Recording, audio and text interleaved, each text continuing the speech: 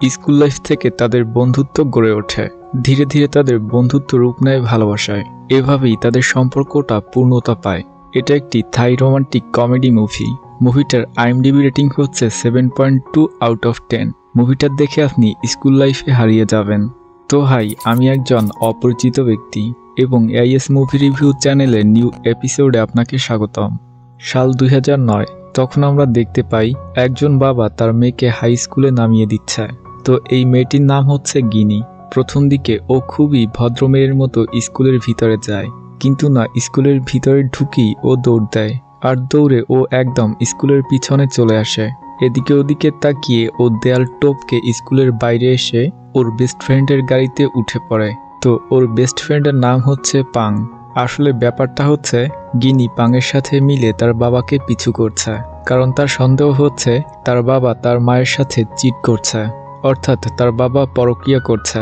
আর এটাই ধরার জন্য গিনি তার বাবার পিছু করছে।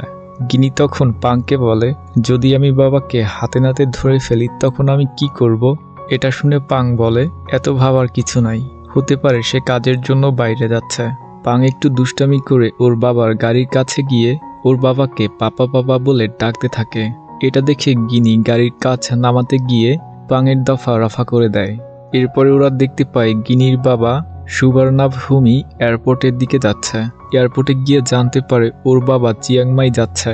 চিয়াংমাই যাবার জন্য গিনি পাংয়ের কাছ থেকে টাকা ধার নেয় আর চিয়াংমাইয়ের জন্য টিকিট বুক করে নেয়। ওরা দুজনেই ওর বাবার পিছু করে চিয়াংমাইতে চলে আসে আর দেখে তার বাবা একটা হোটেলের দিকে যাচ্ছে। তো ওর বাবা যে রুমে ঢুকেছে ঠিক ওর পাশের রুমটা খোলা থাকায় ওরা ওই রুমে ঢুকে পড়ে আর দেয়ালে গ্লাস লাগিয়ে তাতে কান দিয়ে শোনার চেষ্টা করে যে রুমের ভিতরে কি হচ্ছে, কিন্তু দেয়াল মোটা থাকার জন্য গিনি কিছুই শুনতে পায় না। এটা দেখে পাং টিভি সরিয়ে সকেট সুইচে কান লাগানোর পরে ও কিছু অদ্ভুত শব্দ শুনতে পায়, যা শুনে পাং চাচ্ছিল ওই অদ্ভুত শব্দ গিনি না শুনুক। তাই পাং বলে, কোনো শব্দ হচ্ছে না, চলো আমরা ফিরে যাই। তবে গিনি বুঝতে পারে পাং মিথ্যা কথা বলছে। এর জন্য ও ওই রুমে নক করতে যায়। তখন পাং এটা করতে বারণ করে, কিন্তু তারপরও গিনি নক করে ফেলে। কিছু সময় পরে যখন ওর বাবা দরজা খুলে তখন দেখতে পায় সেখানে কেউ নেই, কারণ পাং গিনিকে নিয়ে সেখান থেকে চলে গিয়েছে। নেক্সটে আমরা দেখতে পাই গিনি প্লেনের ভিতরে চাদর মুড়ি দিয়ে বসে আছে। পাং চাদর তুলে দেখে গিনি কাঁদতেছে আর ভাবতেছে সে এখন কি করবে। সত্যিটা কি তার মাকে বলে দিবে, না বলবে না? তখন পাং বলে, তুমি যদি সত্যিটা বলে দাও তাহলে তোমার বাবা মায়ের ডিভোর্স হয়ে যাবে, কিন্তু আমি এটা চাচ্ছি না, কারণ তাদের ডিভোর্স হয়ে গেলে তোমাকে বিভিন্ন সমস্যা ফেস করতে হবে, যে সমস্যাগুলো আমি আমার বাবা মায়ের ডিভোর্সের পর ফেস করেছি। পাংয়ের কথার মাধ্যমে আমরা বুঝতে পারলাম যে ওর বাবা মায়ের ডিভোর্স হয়ে গিয়েছে।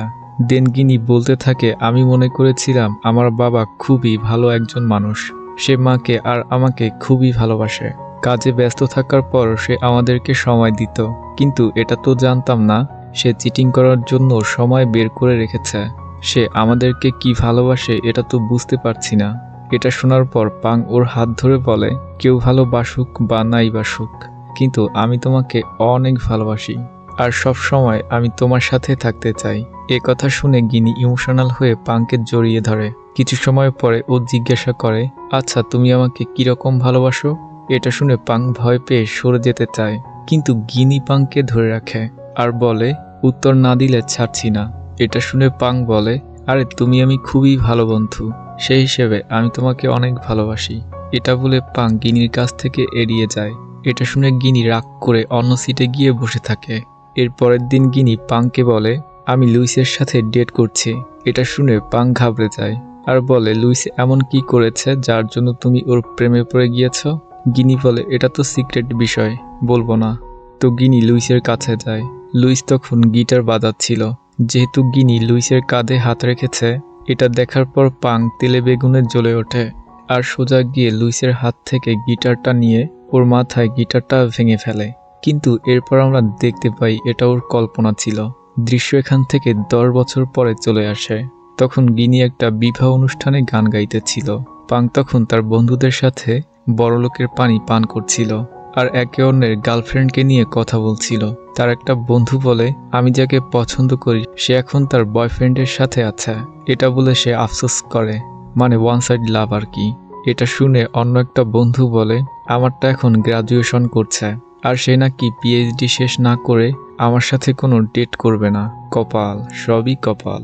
এখানে ওরা প্রত্যেকেই ওদের পছন্দের মেয়ের পিছনে 2-3 বছর লাইন মেরেছে, কিন্তু পাং তো গিনির পিছনে 10 বছর ধরে লাইন মারছে। যখন এটা অন্য সবাই জানতে পারে তখন ওরা টাসকি খেয়ে যায় যে কস কি বন্ধু, তুই 10 বছর ধরে মেয়েটাকে পটাতে পারস নাই। তখন পাং তাদেরকে তাদের লাভ স্টোরি বলতে শুরু করে আর দৃশ্য এখান থেকে পিছনে চলে যায়। ইশারা ইঙ্গিতে অনেক বোঝানোর চেষ্টা করেছি, কিন্তু প্রত্যেকবারই ফেল করেছি, তাই সরাসরি কখনো বলতে পারিনি। একবার একটা পার্টিতে গিনি আর ওর নতুন বয়ফ্রেন্ড টিডিকে দেখতে পাই। তখন ওরা পার্টিতে বসে বাবুসোনা করতেছিল, তো এটা দেখে পাঙের তো পুরোই ফাটতে ছিল। তখন ও একটা বড় শপিজ উঠিয়ে টিডির মাথায় মেরে দেয়, কিন্তু তখন আমরা দেখতে পাই এটাও পাঙের কল্পনা ছিল। লে হালুয়া, এটাও কল্পনা। স্টেজে যখন গিনি গান গাইতেছিল তখন পাং তার গান শুনছিল, তবে হঠাৎ করেই গিনি স্টেজ থেকে নিচে পড়ে যায় আর ওর পায়ে চোট লাগে। সাথে সাথেই অ্যাম্বুলেন্স আনা হয়। ওরা দুজন একসাথে মিলে গিনিকে অ্যাম্বুলেন্সে উঠিয়ে দেয়। এবার যখন ওরা দুজন অ্যাম্বুলেন্সে উঠতে যাবে তখন এই ছেলেটা বলে রোগীর সাথে শুধু একজন যেতে পারবে। তো এই দুই আশিকের মধ্যে ওর সাথে কে হাসপাতালে যাবে এটা নিয়ে ওদের মধ্যে কনফিউশন তৈরি হয়, যা দেখে গিনি টেডিকে নিয়ে যায়। নিরুপায় হয়ে পাং মূলত সেখানেই দাঁড়িয়ে থাকে। এরপর তার চোখ মুখ দেখে বোঝা যাচ্ছে পাং ভীষণ কষ্ট পেয়েছে। এটা শুনে তার বন্ধুটাও বলে তুমি ওর অনেক কাছে থেকেও অনেক দূরে রয়েছ। এরপরে ওরা চিয়ার্স বলে বড়লোকের পানি পান করে। তখন আবার পাং ওদের স্টোরি বলতে থাকে। সিন কাট হলে আমরা পাংকে একটা মেয়ের সাথে মন্দিরে দেখতে পাই। তখন গিনি পাংকে কল করে। ফোন রিসিভ করলে গিনি বলে আমার খুবই বমি হচ্ছে, মনে হয় আমি প্রেগনেন্ট। এই যা খাইছে। এবার কি পাঙের কপালে দুঃখ আছে? যা শুনে পাং বলে তুমি এখন কোথায় আছো? গিনি বলে আমি এখন মালয়েশিয়াতে আছি। তুমি এখন কি আমার কাছে আসতে পারবে? তোমাকে আমার দরকার আছে। পাং তো গিনিকে ভালোবাসে, তার সুবাদে ও মালয়েশিয়াতে চলে যায়। আর গিনির ফ্ল্যাটে গিয়ে পাং বলে তুমি তোমার প্রেগনেন্সির ব্যাপারে টিডিকে বলেছ? না, আমি শুধু তোমাকেই বলেছি। আর এখন আমি প্রেগনেন্সি টেস্ট করতে যাচ্ছি। তো প্রেগনেন্সি টেস্ট করতে গিনি বাথরুমে চলে যায় আর দরজায় কান লাগিয়ে পাং বোঝার চেষ্টা করছে রেজাল্ট পজিটিভ না নেগেটিভ।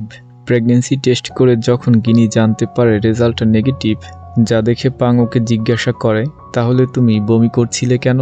তুমি কিসের জন্য এত টেনশন করছো? তুমি তো জানো টিডি গান রেকর্ডিংয়ের কাজ করে আর আমি ওর ম্যানেজার, তাই আমাকে ওর সাথে বিভিন্ন স্থানে যেতে হয়। কিন্তু ওই অ্যাক্সিডেন্টের পর আমার পা পুরোপুরি ঠিক হয়নি, এর জন্য ও আমাকে রেস্ট করতে বলেছে। আর একা একা ও বিভিন্ন দেশে গিয়ে সিঙ্গারদের গান রেকর্ডিং করছে। আমার মনে হয় ওই সিঙ্গারদের সাথে ওর চক্কর চলছে। সন্দেহ করে আমি ওর ফোন চেক করি, কিন্তু ফোনে কিছুই পাইনি। তবে ওর মানিব্যাগে আমি একটা হোটেলে রিসিট পেয়েছি। আরে আমি মনে করেছিলাম তুমি উল্টাপাল্টা কিছু পেয়েছ, কিন্তু না, তুমি তো একটা সামান্য রিসিট পেয়েছ। এর জন্য আমি মালয়েশিয়াতে এসে পড়েছি। এরপরে ওরা একটা রেস্টুরেন্টে গিয়ে খাবার খায় আর ওরা একটা ভালো সময় পার করে। খাওয়া শেষে পাং গিনিকে রেস্টুরেন্টে পৌঁছে দেয় আর নিজে ট্যাক্সির জন্য অপেক্ষা করতে থাকে। পাং যেহেতু একা দাঁড়িয়ে আছে এটা দেখে গিনি তাকে কোম্পানি দিতে চলে আসে, যা দেখে পাং হাসতে থাকে, কারণ সে ট্রলিতে চড়ে তার দিকে আসছে, যেটা খুবই ফানি ছিল।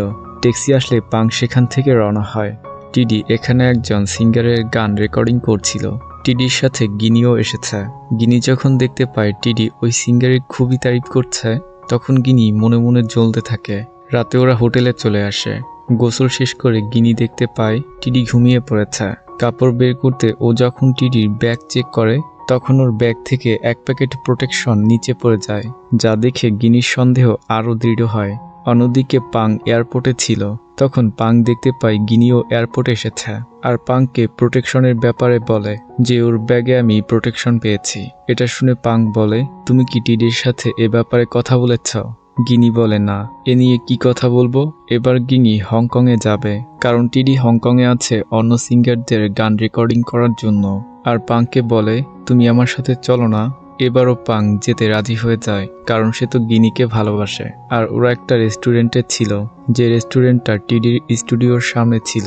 ওখান থেকেই ওরা টিডির উপর নজর রাখছে যে ও কি করে।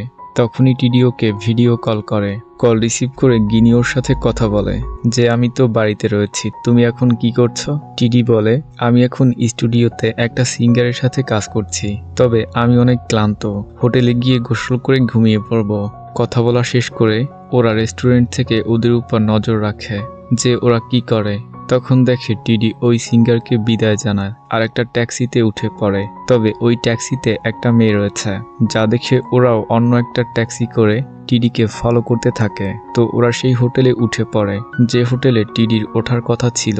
2-3 ঘন্টা হয়ে গিয়েছে কিন্তু এখনো টিডি হোটেলে আসেনি, যা দেখে গিনি টিডিকে কল করে কিন্তু টিডি কল রিসিভ করে না। বুদ্ধি করে পাং গিনিকে বলে আমার ফোন থেকে কল করো, দেখো কল রিসিভ করে কিনা। তো আননোন নাম্বার দেখে টিডি ফোন রিসিভ করে। এটা এখন পরিষ্কার বোঝা যাচ্ছে টিডি গিনিকে ইগনোর করছে। এটা বুঝতে পেরে গিনি উদাস হয়ে বসে থাকে।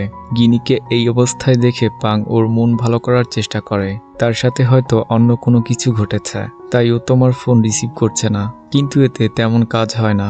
গিনি তখন বলে তুমি আমার সাথে কয়েকদিন থাকবে, এতে আমার মনটা ভালো হতো। পাং এবারও হ্যাঁ বলে। গিনির মন ভালো করতে পাং ওকে মন্দিরে নিয়ে যায়। মন্দির থেকে তারা ট্রেকিং করতে যায়। ট্রেকিং শেষে ওরা একটা জায়গায় বসে গল্প করতে থাকে। গিনি জিজ্ঞাসা করে তুমি মন্দিরে কি প্রার্থনা করেছ? জবাবে পাং বলে আমি প্রার্থনা করেছি যাতে আমরা সারা জীবন একসাথে থাকতে পারি। গিনি তখন বলে প্রার্থনা করলেই সেটা সত্যি হয় না, আর আমি প্রার্থনা করেছি যাতে তুমি ভালো হয়ে যাও। এ পর্যন্ত তুমি কত মেয়ের হৃদয় ভেঙেছ? যা শুনে পাং বলে আমি কারো হৃদয় ভাঙিনি। গিনি তখন বলে আমি যদি তোমার গার্লফ্রেন্ড হতাম তাহলে সারাক্ষণ তোমার ফোন চেক করতাম যে কোনো মেয়ের সাথে তোমার চক্কর চলছে কিনা। পাং তখন গিনিকে ফোন দিয়ে বলে নাও চেক করে দেখো। গিনি ফোন চেক করে দেখে তাতে কোনো মেয়ের মেসেজ নেই। এরপরে ওরা দুজন হোটেলে আসতে থাকে। ঠিক তখনই ওদের স্কুটির সামনে একটা বানর চলে আসে। তো ওরা একটুর জন্য অ্যাক্সিডেন্টের হাত থেকে বেঁচে যায়, আর বানরটা পাংয়ের স্কুটিতে বসে ওকে কামড় দিয়ে পালিয়ে যায়। এই পরিস্থিতির মধ্যে গিনি বলে আমার এখন টয়লেট পেয়েছে। বেশি চাপ আসায় গিনি জঙ্গলেই কাজ সারতে চলে যায়। কি আর করা, পাং ওকে পাহারা দিতে থাকে। দেন পাং ওর গেঞ্জি খুলে গিনিকে দেয় যাতে ও পরিষ্কার হতে পারে। এরপরে তারা হোটেলের দিকে আসতে থাকে। রাস্তায় খালি গায়ে পাংকে দেখে একটা বাচ্চার মহিলা মজা নিতে থাকে, যা দেখে গিনিও হাসতে থাকে। এরপরে ওরা দুজন সমুদ্রের পাড়ে টাইম স্পেন্ড করতেছিল। এখানে গিনি টিডির দেওয়া ওই ঘড়িটা সমুদ্রে ফেলে দেয় আর পাংকে বলে চাইলে তুমি আমার সাথে থাকতে পারো, আমি টিডির সাথে ব্রেকআপ করে নিব। তো একথা শুনে পাংয়ের মনে লাড্ডু ফুটতে থাকে। পাং তার জিনিসপত্র নিয়ে গিনির হোটেলে চলে আসে। গিনি তখন বাথটাবে বিয়ার স্পা নেওয়ার জন্য প্রস্তুতি নিচ্ছে। গিনি পাংকেও জয়েন হতে বলে, তো পাংও তার সাথে জয়েন হয়। এরপরে যখন ওরা কিস করতে যাবে তখন গিনি কাঁদতে শুরু করে, কারণ সে টিডিকে ধোকা দিতে চাইছে না। যা দেখে পাং বলে তুমি এখনো টিডিকে ভুলতে পারোনি, আর এই অবস্থায় আমার সাথে ইনভলভ হতে চাইছ? আমি তোমাকে অনেক ভালোবাসি, আর আমি এটা চাই না যে তুমি টিডির জন্য আমার সাথে ইনভলভ হও। তো কথা কাটাকাটির এক পর্যায়ে গিনি বলে আমি টিডির সাথে ব্রেকআপ করে নিব। যা শুনে পাং বলে ব্রেকআপের পরেই তুমি আমার হবে। তো ওরা এক রুমের থেকেও কোনো উল্টোপাল্টা কাজ করে না। নেক্সট দৃশ্যে আমরা টিডিকে দেখতে পাই, আর গিনি ওর পাশেই বসেছিল, আর টিডি ওর সামনেই ওই সিঙ্গারের সাথে মিষ্টি মিষ্টি কথা বলতে থাকে, যা দেখে গিনি আর সহ্য করতে পারে না। তো সবার সামনে গিনি টিডিকে জিজ্ঞাসা করে হংকংয়ে তুমি কার সাথে ছিলে? টিডিও বুঝতে পারে গিনি তার উপর নজর রেখেছে। তখন টিডি সত্যি কথা বলে যে ট্যাক্সিতে তার সাথে তার কলিগ ছিল, সে আমার এক্স গার্লফ্রেন্ড। কাছাকাছি আসার জন্য আমরা অন্তরঙ্গ হয়ে পড়ি, আমার ভুল হয়ে গিয়েছে। গিনি বলে তুমি কেন আমাকে সত্যি কথা বলছো? যা শুনে টিডি বলে কারণ আমি তোমাকে আর অন্ধকারে রাখতে পারছি না। গিনি বলে তুমি জানো যারা চিট করে তাদেরকে আমি পছন্দ করি না, তুমি কেন এটা আমার সাথে করেছো? টিডি গিনির কাছে মাপ চাইলে গিনি ওকে মাফ করে দেয়। দেন গিনি মন্দিরের সামনে পাংয়ের সাথে দেখা করে আর বলে আমি টিডিকে আরেকটা সুযোগ দিয়েছি, তাই তোমার সাথে আমি রিলেশনে যেতে পারছি না, আমরা শুধু বন্ধু হয়েই থাকবো। লে জ্বালা, পাংয়ের কপালটাই খারাপ। তো পাং এখানে রেগে যায় আর গিনির কাছ থেকে চলে আসে। গিনি পাংকে অনেক আটকানোর চেষ্টা করে, কিন্তু পাং তার কোনো কথাই শোনে না। এটা দেখে গিনি কাঁদতে থাকে। এরপরে দৃশ্য বর্তমানে চলে আসে। তখন পাং ওর বন্ধুদেরকে বলে, ওই দিন আমি এত কষ্ট পেয়েছি যেটা বলার বাইরে। এটা শুনে ওর বন্ধুরা আপসেট হয়ে যায়। আমি নিজেকে ব্যস্ত রাখতে অনেক মেয়ের সাথেই ডেট করেছি, কিন্তু সবার মাঝে আমি গিনিকে খুঁজে বেরিয়েছি। এটা বলার সময় পাংয়ের চোখে পানি চলে আসে। ঠিক তখনই গিনি পাংয়ের কাছে আসে। এটা দেখে ওর বন্ধুরা পাংকে ধরে রাখে আর গিনিকে বলে, তুমি যেহেতু ওকে ভালোবাসো না, তাহলে কেন শুধু শুধু ওকে বিরক্ত করছো? তখন পাং তার বন্ধুদেরকে বলে, আমরা এখন বিবাহিত। ওই ঘটনার কিছুদিন পরে গিনি আমাকে প্রচুর মিস করতে থাকে, তাই ও টিডির সাথে ব্রেকআপ করে নেয় আর আমাকে বিয়ের জন্য প্রপোজ করে, আর আমিও বিয়ে করতে রাজি হয়ে যাই। তো তাদের এই হ্যাপি এন্ডিং শুনে ওর বন্ধুরা খুশিতে আত্মহারা হয়ে যায়। আর এখানেই এই স্টোরিটা শেষ হয়ে যায়। তো ওদের এই গল্পটা আপনার কাছে কেমন লেগেছে সেটা কমেন্টে জানাতে পারেন। আর হ্যাঁ, ভিডিও ভালো লাগলে একটা লাইক দিয়েন কিন্তু।